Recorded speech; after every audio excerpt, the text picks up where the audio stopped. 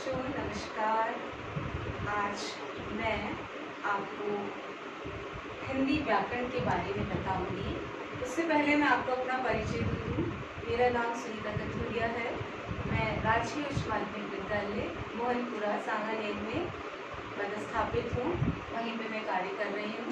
और आइए हम जो है हिंदी व्याकरण के बारे में जानकारी प्राप्त करते हैं। वैसे तो ज्ञान की कोई सीमा नहीं है, लेकिन हम कम समय में जो है कोशिश करेंगे ज़्यादा से ज़्यादा ज्ञान प्राप्त कर सकें। हम जानते हैं कि हमें हमारे पाठ्यक्रम में हिंदी व्याकरण का जो पाठ्यक्रम है वो दिया गया है और 30 से 35% तक हिंदी व्याकरण आता है। चलिए देखिए, सबसे पहले हम जानेंगे हिंदी व्याकरण से क्या अभिप्राय है। व्याकरण का क्या अर्थ है?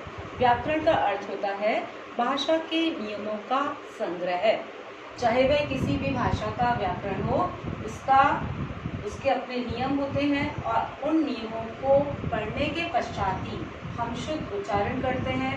और जब हम शुद्ध उच्चारण करते हैं तो शुद्ध लेखन कार्य भी करते हैं। इस संपूर्ण व्याकरण को 3 भागों में हम विभक्त करते हैं। पहला है वर्ण विचार। वर्ण विचार हम अपनी बाल्य अवस्था में जब हम कक्षाएं प्रारंभ करते हैं, विद्यालय में आना प्रारंभ करते हैं, तो सबसे पहले हम पढ़ते हैं वर्णमाला। वर्णमाला के अंतर्गत ध्वनि, जिसमें स्वर भी होते हैं और व्यंजन भी होते हैं। स्वर अ से औ तक 11 स्वर बताए गए हैं और स्वर जो है ध्वनि भी कहलाते हैं और इनको बिना किसी की सहायता के, बिना किसी व्यंजन की सहायता के इनको बोला जाता है। ये अपने आप में स्वतंत्र होते हैं। इसमें आते हैं अनुस्वार। अनुस्वार का जो है एक बिंदी के रूप में हम इसको अयोग वहा भी कहा जाता है और बिंदी के रूप में हम इसका प्रयोग करते हैं, जिसकी ध्वनि न भी आती है और म भी आती है। उसके बाद है विसर्ग, जिसमें अहा की ध्वनि आती है।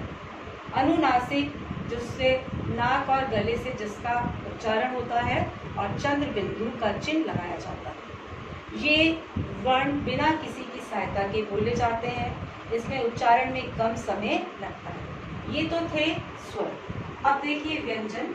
व्यंजन की संख्या 33 है, जो स्वर की सहायता से बोले जाते हैं।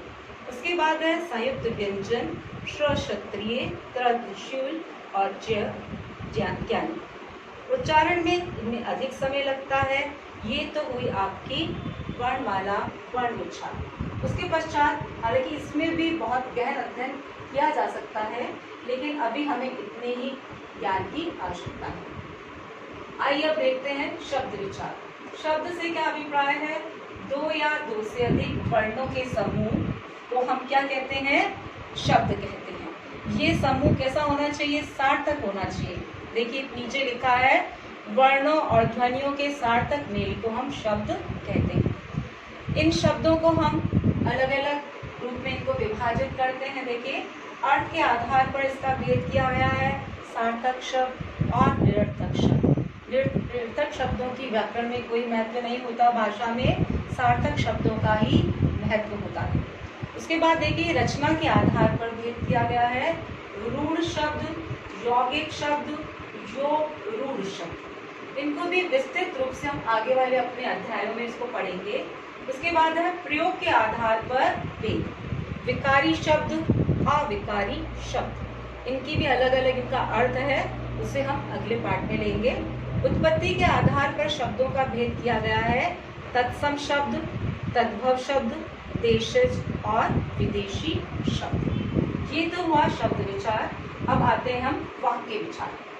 हम अपने भावों और विचारों को अभिव्यक्त करने के लिए वाक्यों का प्रयोग करते हैं, जिससे सामने वाला जो सुनने वाला व्यक्ति है वो हमारी बात को सुन सके। तो ये जो वाक्य होता है, सार्थक शब्दों का एक व्यवस्थित और क्रमबद्ध समूह होता है, जिससे एक वाक्य बनता है।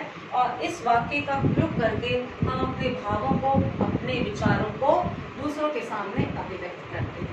बच्चों, ये तो एक छोटी सी जानकारी हुई और आप इसको एक बार देखें, कैप्शन पर भी देखें और इसका अध्ययन करें और इसके बाद हम अगला पाठ लेंगे। तब तक के लिए धन्यवाद, नमस्कार, स्वस्थ रहें और सुरक्षित।